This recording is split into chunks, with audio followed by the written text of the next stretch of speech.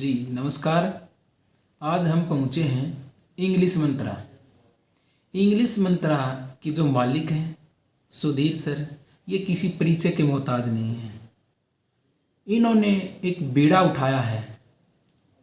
उस बीड़े का एक सिस्टम इन्होंने जो उठाया है उसमें क्या है कि समाज के अंदर जितने भी गरीब बच्चे हैं उन गरीब बच्चों को उनकी मंजिल तक पहुंचाने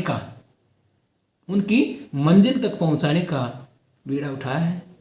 सर, ऐसी कोई परीक्षा नहीं है यहाँ कोई बच्चा आया और कामयाब न हुआ हो।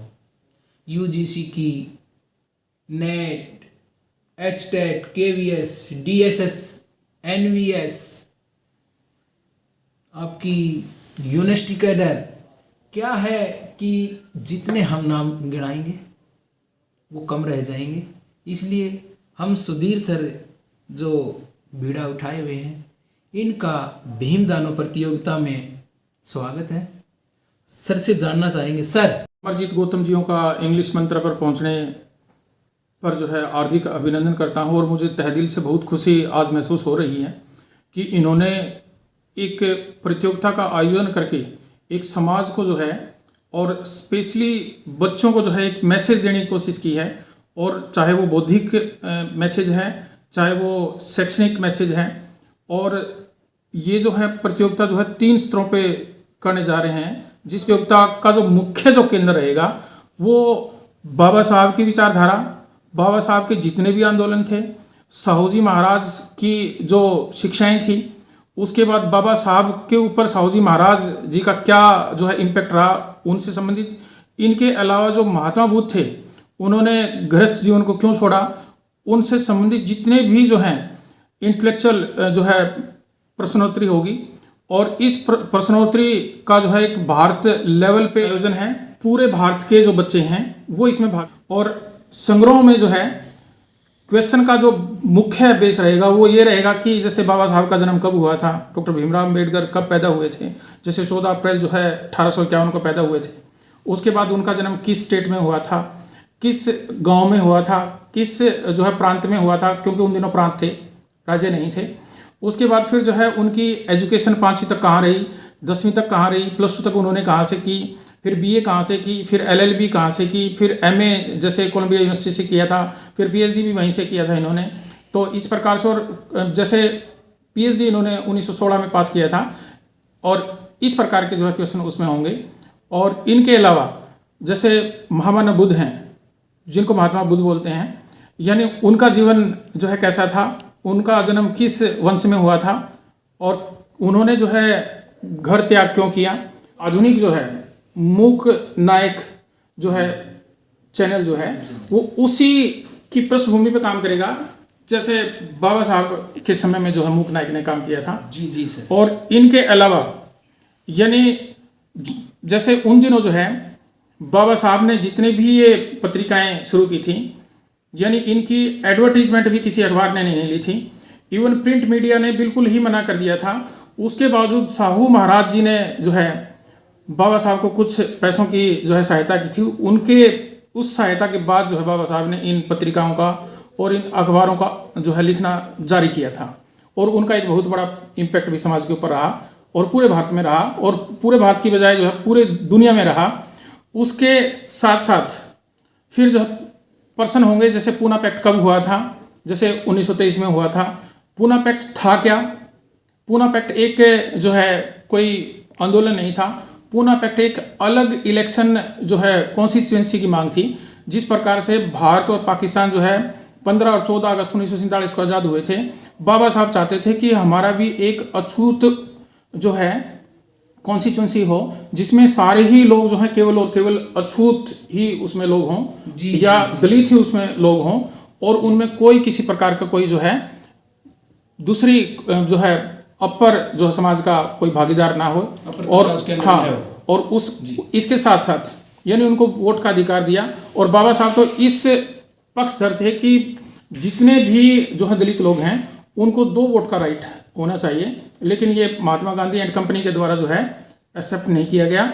और इस प्रकार से जितने भी जो दलित थे वो भारत में ही रह के जो हैं विभिन्न प्रकार की कुरीतियों का शिकार हुआ। आपने जैसे मनुस्मृति का दहन क्यों किया, किस डेट में किया था? जैसे 24 जो है दिसंबर 1927 को किया था।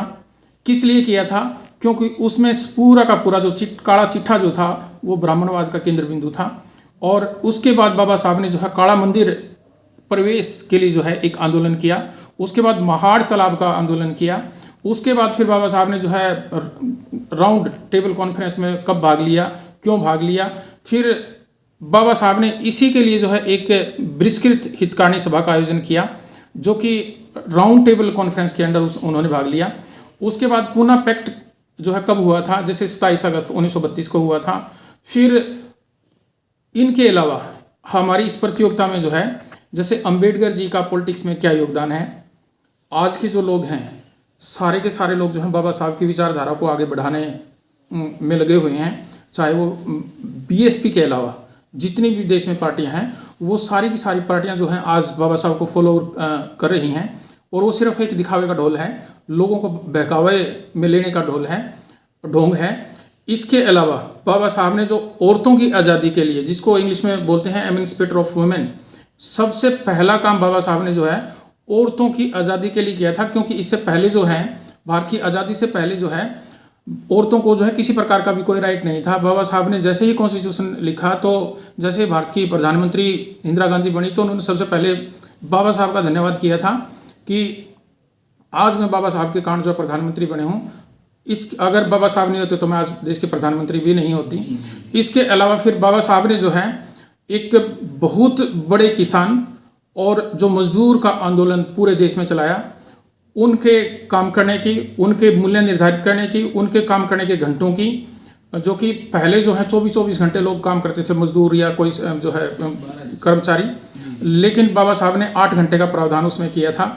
और उसके बाद बाबा साहब ने अंतिम और जो मूलभूत जो हमारे जो है समाज के लोगों की आगे उत्थान के लिए और पुनरुत्थान के लिए जो काम किया था वो भारतीय संविधान की रचना की थी, जो कि एक जीता जागता उदाहरण है। और उस संविधान के कारण ही आज मैं इस कुर्सी पे बैठा हुआ हूँ और आपको इंटरव्यू दे रहा हूँ और लोगों को पढ़ा रहा हूँ। इससे पहले किसी दलित को कोई अधिकार नहीं था। धन्यवाद। जय भीम, नमो बुद्धाय। सुधीर सर ने बड़े विस्तार से बताया और मैं इनको धन्यवाद देना चाहूँगा और धन्यवाद के साथ साथ मैं इनको साधुवाद देना चाहूँगा और इनसे एक गुजारिश करना चाहूँगा कि जो अभी इन्होंने बताया है बड़े विस्तार से, इनको ये समझाएं भी जिस प्रकार से बड़े बच्चों को बोर्ड पर समझाते हैं उसी प्रकार से अच्छे प्रकार से समझाएं। और आने वाले जो सेकंड वीडियो होगी हम उसमें वो वीडियो समझाते हुए सर की जो है ना लगाएंगे। और जो इस वीडियो को देखें या पहले जिन्होंने पहले फॉर्म फिल किया है या आगे फॉर्म फिल करेंगे, उनसे एक गुजारिश है कि वो चैनल को सब्सक्राइब ज़रूर करें।